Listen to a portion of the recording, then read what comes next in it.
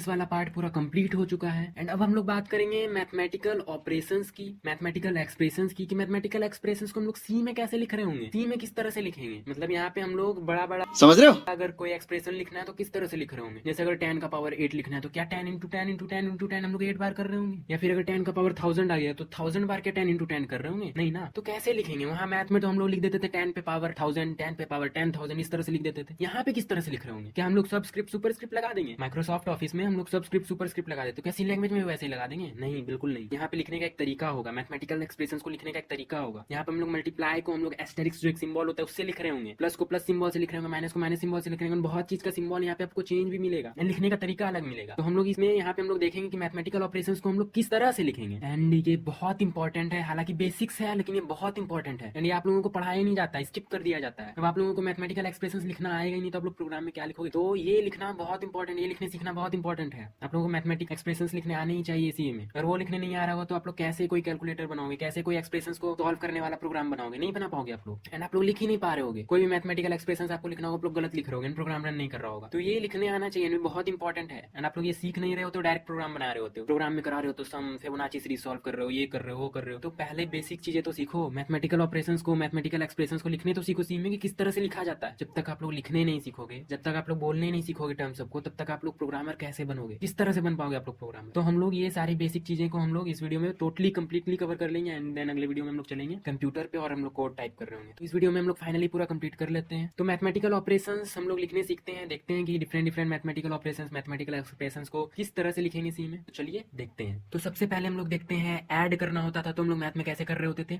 ए plus B लिखते थे। And programming language में भी, प्रोग्रामिंग एक्सप्रेशन में भी हम लोग उसी तरह से लिखेंगे, ए प्लस बी, कोई चेंज नहीं होगा। ए माइनस बी जैसे मैथ्स में लिखते थे उसी तरह से सेम इसमें भी लिखेंगे, ए माइनस बी। ए इंटू बी जिस तरह से लिखते थे हम लोग मैथ्स में, या फिर ए डॉट बी लिख देते थे, उसका मतलब भी होता था ए इंटू बी। एंड सिर्फ ए बी भी लिख देते थे तो उसका मतलब होता था ए इंटू बी। तो यहाँ पे वैसा नहीं होगा, यहाँ पे हम लोग को कोई मल्टीप्लाई का सिंबल नहीं दिख रहा होगा, यहाँ पे हम लोग एस्टेरिस्क यूज कर रहे होंगे। ये जो आप लोगों को सिंबल दिख रहा है प्रोग्रामिंग एक्सप्रेशन में, ए asterisk B, A multiply B, इसको हम लोग एस्टेरिस्क बोलते हैं। ये नाम याद रखना आप लोग, इसको क्या बोलते हैं, एस्टेरिस्क बोलते हैं। एंड इसको हम लोग मल्टीप्लिकेशन के लिए यूज करते हैं। यहाँ पे कोई आप लोग को मल्टीप्लाई का साइन नहीं मिलेगा एंड डायरेक्टली आप लोग ए बी लिख दोगे तो उसका मतलब कुछ और हो जाएगा। ए मल्टीप्लाई बी उसको नहीं बोलेंगे प्रोग्रामिंग लैंग्वेज में। तो यहाँ पे आप लोगों को ए एस्टेरिस्क बी लिखना है एंड उसके बाद आता है ए डिवाइड बी। तो मैथमेटिकल एक्सप्रेशंस में तो हम लोग सिंपली लिख देते थे ए एंड डिवाइड का साइन यूज करते थे एंड लिख देते थे बी, या फिर हम लोग ए बटा बी लिख देते थे। लेकिन यहाँ पे हम लोग उस तरह से नहीं लिखेंगे। यहाँ पे ए डिवाइड बी लिखना है तो हम लोग स्लैश यूज करेंगे, ध्यान से देखना, स्लैश यूज करेंगे यहाँ पे, ए स्लैश बी, इसका मतलब होगा ए डिवाइड बी। एंड अगर रिमाइंडर फाइंड करना है तो हम लोग मैथ्स में तो मतलब ऐसा कोई एक्सप्रेशन होता नहीं था रिमाइंडर के लिए, हम लोग सिंपली वहाँ पे सॉल्व कर रहे होते थे एंड रिमाइंडर लिख रहे होते थे। लेकिन यहाँ पे अगर हम लोग को रिमाइंडर फाइंड करना है तो कैसे करेंगे, हम लोग पहले सॉल्व करेंगे फिर रिमाइंडर निकालेंगे फिर लिखेंगे, नहीं। यहाँ पे हम लोग डायरेक्टली रिमाइंडर मिल सकता है। तो वो कैसे मिलेगा, अगर मान लीजिए एक नंबर 3 है एंड उसको 2 के साथ डिवाइड कर रहे हैं तो रिमाइंडर 1 आएगा। तो कैसे आएगा, तो यहाँ पे हम लिखेंगे 3 मॉड्यूलो 2। ये जो परसेंटेज का साइन दिख रहा है आपको, ये परसेंटेज नहीं, यहाँ पे इसको हम लोग मॉड्यूलो बोलेंगे, 3 मॉड्यूलो 2 या फिर ए मॉड्यूलो बी। यहाँ पे मॉड्यूलो का मतलब ये होगा कि वो रिमाइंडर दे रहा होगा, वो आउटपुट में आप लोगों को रिमाइंडर दे रहा होगा। आप लोग कोई 2 नंबर दिए उसके बीच में मॉड्यूलो का साइन दिए हो, इसका मतलब वो आप लोगों को रिमाइंडर आउटपुट में दे रहा होगा, डिवाइड नहीं कर रहा होगा। ध्यान से सुनना, डिवाइड नहीं कर रहा होगा, रिमाइंडर दे रहा होगा। अगर आप लोगों को डिवाइड करना है तो हम लोग यहाँ पे स्लैश का साइन यूज करेंगे, ए स्लैश बी। एंड फिर आता है ग्रेटर देन। तो ग्रेटर देन जैसे हम लोग मैथ्स में लिखते थे वैसे हम लोग यहाँ भी लिखेंगे ग्रेटर देन। लेस देन जैसे मैथ्स में लिखते थे प्रोग्रामिंग लैंग्वेज में भी वैसे ही लिखेंगे। अगर हम लोग को यूज करना है ग्रेटर देन इक्वल टू, तो मैथमेटिकल एक्सप्रेशन में हम लोग एक साथ लिख देते थे ग्रेटर देन, उसके नीचे एक स्लैश देके इक्वल टू एक साथ लिख देते थे। लेकिन यहाँ पे ऐसा नहीं होगा, यहाँ पे हम लोग पहले ग्रेटर देन लिखेंगे एंड उसके बाद इक्वल टू का साइन लिखेंगे। और आप लोग चाह के भी वैसा नहीं लिख पाओगे। कोई है क्या कि आपके पास वैसा जिससे कि आप डायरेक्टली एक साथ लिख पाओ ग्रेटर देन इक्वल टू, नहीं। आप लोगों को ग्रेटर देन एक बार लिखना होगा, इक्वल टू अलग लिखना होगा, दोनों अलग अलग कीज होती हैं कीबोर्ड में। एंड अगर आप लोगों को लिखना है ए लेस देन बी, तो लेस देन बी कैसे लिखेंगे, तो ए लिखेंगे एंड उसके बाद लेस देन का सिंबल यूज करेंगे एंड फिर इक्वल टू यूज करेंगे और फिर बी। समझ रहे हो, मतलब जिस जिस तरह से हम लोगों के पास कीबोर्ड में कीज अवेलेबल हम लोग उसी तरह से यूज कर रहे होंगे। अब लेस देन इक्वल टू का एक साथ की अवेलेबल है ही नहीं तो हम लोग इस तरह से लिख रहे होंगे प्रोग्रामिंग लैंग्वेज में। एंड हर प्रोग्रामिंग लैंग्वेज में सेम होगा, ऐसा नहीं कि सिर्फ सी में, हर प्रोग्रामिंग लैंग्वेज में। तो ये जो बेसिक्स मैं आपको पढ़ा रहा हूँ ये हर प्रोग्रामिंग लैंग्वेज में काम आएगा। ऐसा नहीं है कि ये सिर्फ सी में काम आ रहा है आगे फेल हो जाएगा आगे काम नहीं आएगा, नहीं ऐसा नहीं है, हर प्रोग्रामिंग लैंग्वेज में काम आएगा। तो उसके बाद देखते हैं, अगर इक्वल टू लिखना, तो मैंने आपको पहले भी बताया था कि इक्वल टू लिखना है तो हम लोग प्रोग्रामिंग लैंग्वेज में सिर्फ एक इक्वल टू से काम नहीं चलने वाला है। यहाँ पे हम लोग को 2 इक्वल लगाना पड़ेगा। अगर 2 इक्वल लगा रहे हैं तभी इसका मतलब होगा कि ए और बी आपस में इक्वल है। अगर हम लोग लोग a इक्वल टू लगा दे तो इसका मतलब हो जाएगा b को a के अंदर डाल दो। मैंने पहले भी बताया आप लोग को बेसिक्स में, शायद थर्ड लेक्चर में मैंने आपको बताया है कि एक मेमोरी कंटेनर होता है जिसके अंदर हम लोग इनपुट डाल रहे होते हैं। तो अगर a equal to sign use करेंगे तो इसका मतलब होगा राइट वाले वैल्यू को a वाले कंटेनर में डाल दो, उसके अंदर फिट कर दो, उसके अंदर असाइन कर दो। तो इसलिए अगर हम लोग को a इक्वल टू b लिखना है या x इक्वल टू b लिखना है तो हम लोग यहाँ पे डबल इक्वल टू का यूज कर रहे होंगे प्रोग्रामिंग एक्सप्रेशंस में, एंड इसका मतलब होगा कि x एंड b आपस में इक्वल हैं। समझ रहे हो आप लोग? एंड उसके बाद आते हैं हम लोग a not equal to b। अगर हम लोग को मैथमेटिक्स में लिखना होता था तो हम लोग सीधा इक्वल टू लिखते थे एंड एक कट कर देते थे बीच में, तो काफी आसान होता था। क्या हम लोग को ऐसा कोई की अवेलेबल है कंप्यूटर में? बिल्कुल नहीं। तो अगर हम लोग को यहाँ पे a not equal to b लिखना है तो हम लोग लिखेंगे a exclamation mark and then equal to b। Exclamation mark का मतलब यहाँ पे होगा नॉट। क्या होगा? याद कर लो, एक्सक्लेमेशन मार्क का मतलब होगा not. a not equal to b, a exclamation mark equal to b। ठीक है, तो ये बेसिक्स थी। इससे आप लोग सारे एक्सप्रेशंस बना सकते हो। जैसे कुछ एक्सप्रेशंस मैं आप लोगों को बता देता हूँ। जैसे आप लोगों को लिखना है 2 पाई r, तो 2 पाई r मतलब क्या? मैथ्स में हम लोग सीधे लिख देते थे 2 पाई r, इसका मतलब होता था 2 इंटू पाई इंटू r। ठीक है, लेकिन यहाँ पे हम लोग ऐसा नहीं करेंगे। यहाँ पे हम लोग लिखेंगे 2 एंड फिर एस्टेरिस्क। यहाँ पे कोई एज सच कोई रूल नहीं होता है कि हम लोग एक साथ लिख रहे हैं तो वो मल्टीप्लाई में होगा, जैसा कि मैथ्स में हम लोग लिखते थे। तो यहाँ पे हम लोग लिखेंगे 2 एस्टेरिस्क, जिसका मतलब होता है मल्टीप्लाई, 2 एस्टेरिस्क एंड पाई। यहाँ पे हम लोग कांस्टेंट यूज नहीं करेंगे क्योंकि हम लोग का जो सी लैंग्वेज होता है, जो सी का कंपाइलर होता है, वो पाई, अल्फा, बीटा, गामा, लैम्डा ये सब कुछ नहीं समझता है। उसको डायरेक्टली वैल्यू चाहिए। ठीक है, टू द पॉइंट वैल्यू चाहिए। वो पाई को कोड नहीं कर पाएगा, कि पाई को रीड ही नहीं कर पाएगा कि पाई क्या है, कुछ नहीं, अचरा कचरा कुछ वैल्यू दे देगा। हम लोग को यहाँ पे पाई का वैल्यू लिखना पड़ेगा 2 एस्टेरिस्क, और पाई का वैल्यू क्योंकि होता है 3.14 तो 3.14 लिखेंगे एंड एस्टेरिस्क r, इसका मतलब होगा 2 पाई r। समझ रहे हो आप लोग? और उसको हम लोग अगर 22/7 का यूज करके लिखना चाहे तो कुछ इस तरह से लिखेंगे, ब्रैकेट के अंदर 2 asterisk 22 asterisk r and finally bracket close and divide by 7। आया आप लोगों को समझ में? इस तरह से लिख रहे होंगे। अब अगर आप लोग ये मैथमेटिकल एक्सप्रेशन को लिखने आता ही नहीं है और आप लोग सीखे ही नहीं हो तो फिर आप प्रोग्रामिंग लैंग्वेज में आप लोग किस तरह से लिखोगे? नहीं लिख पाओगे ना। तो इसलिए मैं आप लोगों को ये सारी चीजें बेसिक से बता रहा हूँ। अब अगर आप लोगों को मान लो पाई r स्क्वायर लिखना है तो आप लोगों के लिए कुछ भी नहीं है, आप लोग सिंपली तुरंत लिख पाओगे। तो आप लिख लोगे pi into r and pi को यहाँ पे हम लिखेंगे 3.14 एस्टेरिस्क r एस्टेरिस्क। एंड अब बात करते हैं पावर की। तो अगर पावर लिखना है तो किस तरह से लिखेंगे? अगर मान लो आपको लिखना है 3 पे पावर 2 तो ये तो हम लोग सिंपली लिख सकते हैं 3 एस्टेरिस्क 3। अब मैं बार बार एस्टेरिस्क नहीं बोलूंगा, एस्टेरिस्क बोलते बोलते मेरा गला खराब हो जाएगा, तो मैं यहाँ पे इंटू ही बोलूंगा। तो इंटू से आप लोग समझ जाना एस्टेरिस्क। ठीक है, तो अगर हम लोग को 3 का स्क्वायर लिखना है तो हम लोग कैसे लिखेंगे? 3 इंटू 3 लिख सकते हैं सिंपली प्रोग्रामिंग लैंग्वेज में। अगर हम लोग को 3 पे पावर 3 लिखना है तो क्या कर सकते हैं? हम लोग लिख सकते हैं 3 इंटू 3 इंटू 3। लेकिन मान लो अगर 3 पे पावर 10 लिखना है तब हम लोग कैसे लिखेंगे? क्या 10 बार 3 इंटू 3 इंटू 3 इंटू कर रहे होंगे? नहीं, ये तो बहुत बेकार मेथड होगा। तो 3 पे पावर अगर 10 लिखना है तो हम लोग लिखेंगे पाव। पाव मतलब होता है पावर, पाव भाजी वाला ये पाव नहीं है। पाव मतलब यहाँ पे एक फंक्शन होता है जो कि मैंने आप लोगों को बताया, कीवर्ड,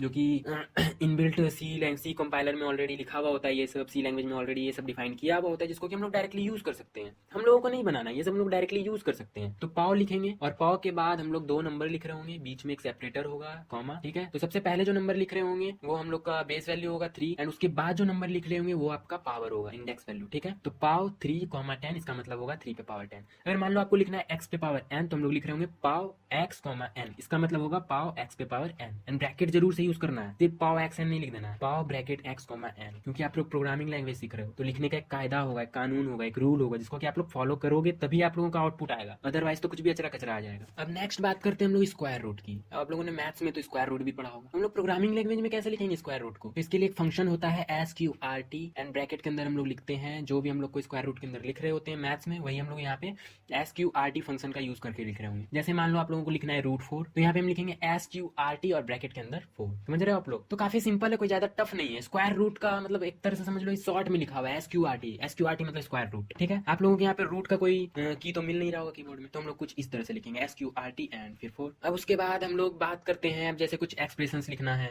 कुछ भी मान लो, जैसे मान लो एक किसी ट्रायंगल का हम लोग को एरिया निकालना है एंड उसके लिए हम लोग को कोई फॉर्मूला यूज करना है, जैसे कि root under s minus a s minus b s minus c। तो ये हम लोग कैसे लिखेंगे? तो रूट के अंदर है, ये स्क्वायर रूट के अंदर है, तो किस तरह से लिखेंगे? तो हम लोग यूज करेंगे SQRT फंक्शन एंड SQRT के अंदर जो भी होता है, मतलब रूट के अंदर जो भी होता है पूरा उसको SQRT के अंदर डाल देंगे। तो रूट के अंदर क्या है? s है मल्टीप्लाइड में s माइनस a है मल्टीप्लाइड में s माइनस b है मल्टीप्लाइड में s माइनस c है। तो वो सारी चीज को हम लोग SQRT फंक्शन के अंदर डाल देंगे एंड वो बन जाएगा एक्सप्रेशन C के अंदर, और C के अंदर हम लोग इस तरह से बड़े बड़े एक्सप्रेशंस को भी लिख पा रहे होंगे। समझ रहे हो आप लोग? अब बात करते हैं एक्सपोनेंशियल फंक्शन की। तो एक्सपोनेंशियल फंक्शन आप लोगों ने पढ़ा होगा मैथ्स में, आई थिंक 11th में। अब यहाँ पे कई लोगों का मुंह बन जाएगा, ये क्या होता है भाई, मैंने तो कभी नाम ही नहीं सुना इसका, ये होता क्या है, कहाँ से आया है? तो एक्सपोनेंशियल फंक्शन मतलब कि e पे पावर समथिंग, उसको हम लोग बोलेंगे एक्सपोनेंशियल फंक्शन। e पे पावर अगर कुछ लिखना है तो उसको एक्सपोनेंशियल फंक्शन हम लोग बोलेंगे। तो e पे पावर x लिखना है तो हम लोग कैसे लिखेंगे? तो यहाँ पे 2 तरीका है, एक तो जो पहले हम लोग तरीका यूज कर रहे थे पावर लिखने का, उस तरीके से पाव ई कॉमा एक्स, ठीक है। लेकिन यहाँ पे एक और फंक्शन होता है जिसका कि हम लोग यूज कर सकते हैं, ई एक्सपी मतलब एक्सपोनेंशियल, एंड उस पे जो पावर होगा उसको हम लोग ब्रैकेट के अंदर डाल देंगे। जैसे कि ई पे पावर है एक्स तो हम लोग लिख लेंगे ई एक्स पी और ब्रैकेट के अंदर एक्स डाल देंगे। तो काफी सिंपल है और कुछ नहीं है। अब जैसे आप लोग मैथ में पढ़े होगे मॉड फंक्शन, वो भी 11th में आप लोग पढ़े होगे, शायद पढ़े होगे। तो मॉड के अंदर हम लोग कुछ लिखते हैं तो वो पॉजिटिव वैल्यू रिटर्न करता है ना। तो अब यहाँ पे मॉड भी हम लोग दो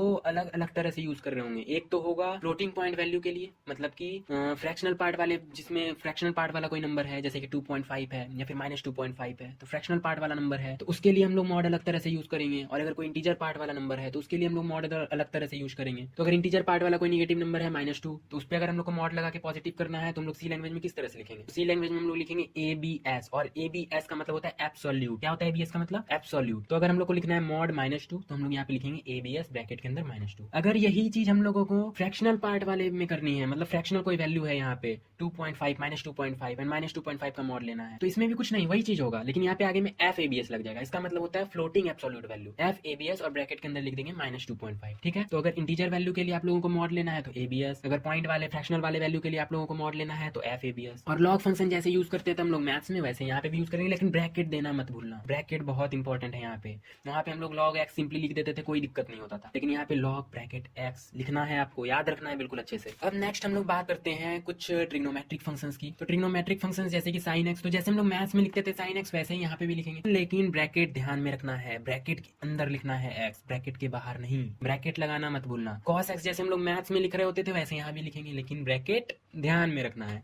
फिर उसके बाद आता है साइन इनवर्स एक्स। तो साइन इनवर्स एक्स को हम लोग उस तरह से यहाँ पे नहीं लिख पाएंगे। साइन इनवर्स एक्स को लिखना है तो हम लोग आगे में लिखेंगे ए, ठीक है। ए मतलब होता है आर्क, यहाँ पे हम लोग आर्क भी बोल सकते हैं, arc sine x, arc sine x. तो आर्क साइन एक्स का मतलब होता है साइन इनवर्स एक्स, ठीक है। तो साइन इनवर्स एक्स लिखना है तो हम लिखेंगे आर्क साइन एक्स, और वो कैसे लिखेंगे? तो ए साइन एक्स। हम लोग को लिखना है कॉस इनवर्स एक्स, तो हम लोग लिखेंगे आर्क कॉस एक्स, मतलब ए कॉस एक्स। तो अब फाइनली अगर आप लोगों को इतना लिखने आ गया है, सारी चीजें आप लोगों के खोपड़ी में अच्छे से घुस चुकी हैं, तो आप लोग प्रोग्रामिंग के लिए बिल्कुल ही तैयार हो। आप लोगों का वार्म अप हो चुका है, आप लोगों ने एक्सरसाइज कर ली है, अच्छे से योगा कर लिया है, आलोम विलोम कर लिया है, अब हम लोग सी के लिए बिल्कुल ही तैयार है। अगर आप लोगों को ये बेसिक फंक्शंस लिखने आ गए, बेसिक एक्सप्रेशंस लिखने आ गए आप लोगों को, मैथमेटिकल एक्सप्रेशंस, तो हम लोग सी लैंग्वेज में बड़े से बड़े एक्सप्रेशंस भी लिख पा रहे होंगे। और मैं आप लोगों को लिख के भी दिखाऊंगा, कैलकुलेटर बनाएंगे हम लोग, डिफरेंट डिफरेंट प्रोग्राम्स प्रैक्टिस करेंगे, सब कुछ करेंगे, लेकिन बेसिक्स उसके लिए आनी चाहिए। बेसिक्स नहीं आ रही होंगी आपको और मैं पढ़ा रहा हूँ कुछ एडवांस कॉन्सेप्ट, आपको लगेगा क्या पढ़ा रहा है ये, बहुत बोरिंग लगेगा। तो इसलिए आप लोगों को बेसिक्स आनी चाहिए। तो